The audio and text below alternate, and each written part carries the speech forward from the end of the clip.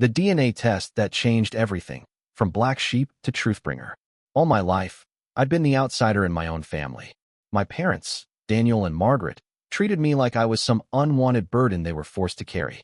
My younger brother, Lucas, on the other hand, was the golden boy. Everything about him was praised, his grades, his looks, even his stupid jokes that weren't funny. Me? I could score top marks, win competitions, and they'd still find a way to criticize me. "Don't be arrogant, Michael," my mother would say, as if I was bragging by existing. It wasn't just favoritism, it was disdain. I was always too much or not enough. Lucas got a car for his 18th birthday. I got a lecture on the value of hard work. The worst part? I convinced myself it was my fault. Maybe I wasn't lovable. Maybe I really was the defective one in the family. But deep down, there was always a nagging feeling that something didn't add up. One night, during a family dinner, my mother got a little too tipsy on wine. She was laughing with Lucas about his college applications when she suddenly turned to me with a smirk. "Well, Michael, you wouldn't even be here if it wasn't for your father insisting we keep you." The table went silent. My fork froze halfway to my mouth. Lucas snickered, but Dad shot her a warning glance. "Margaret," he muttered. That sentence, it hit me like a train. Keep me? What did that even mean? I didn't sleep that night. I kept replaying her words, wondering if she meant adoption or something worse. A few weeks later, I decided to do something reckless.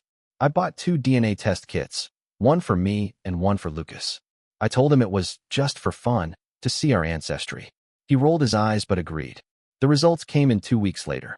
I remember sitting at my computer, heart pounding as I clicked the email. There it was. Plain as day.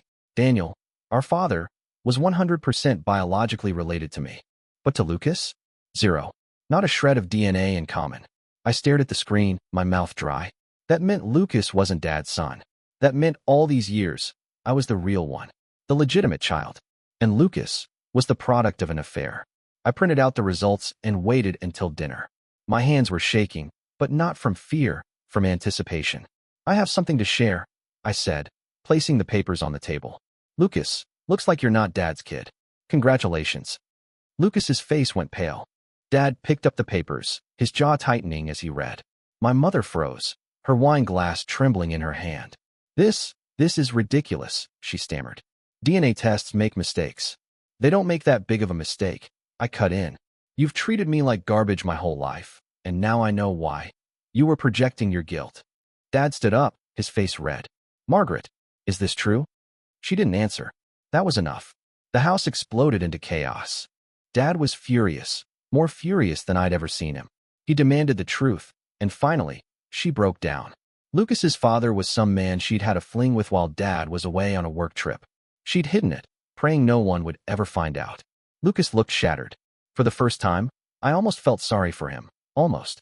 But then I remembered the years of smug looks, the constant belittling, and my sympathy died.